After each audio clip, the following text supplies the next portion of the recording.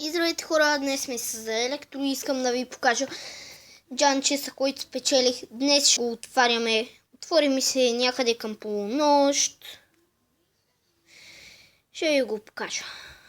Клач Роял.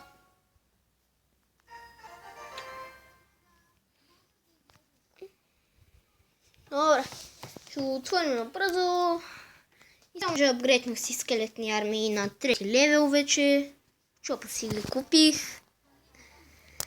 Ето ми го и джанчест, самия джанчест. И малко си джеймнах за 4 джейма. Един силвър. И ми се падна пак силвър. Не си струваше. Иначе, вижте, джанчест им. Сейби.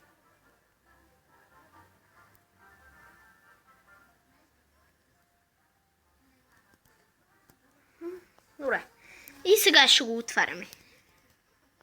Ако ми изпадне друг силен чест, ще го направя клип пак с него, да го отворим. И добре, отваряме. 1624 голд.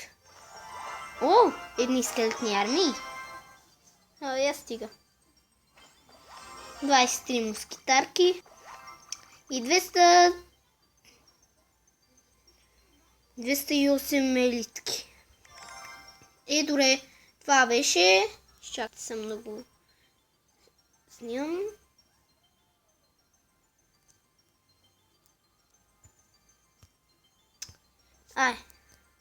Снима се.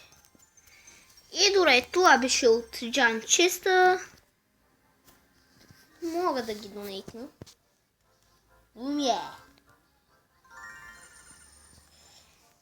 3000 мога да си взема едни скелетни армии. Още веднъж да му донейтна.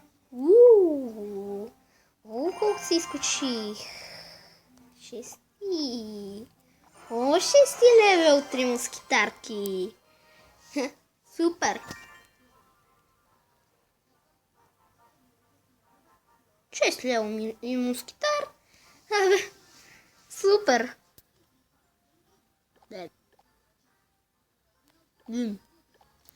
Това ми е 85 от 50. Много шантово. Ако ми спадне друг силен челендж, тук само да ви кажа на Night Challenge минах го 0 от 12. Бац. Пераскшко.